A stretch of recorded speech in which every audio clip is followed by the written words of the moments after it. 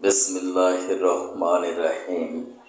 Honourable viewers, আসসালামু আলাইকুম।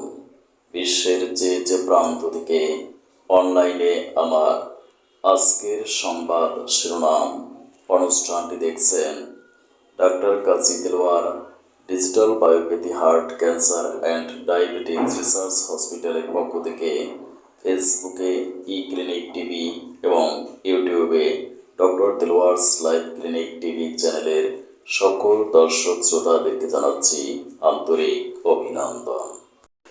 ধারাবাহিক অনুষ্ঠানের ধারাবাহিকতায় আজকের সংবাদ শিরোনাম পাঠ করছি আমি ডাক্তার কাজী দেলোয়ার হোসাইন। মার্কিন ও ইসরায়েল শাসনের মুখে পিছু না হটার চূড়ান্ত ঘোষণা দিয়েছে তেহরান।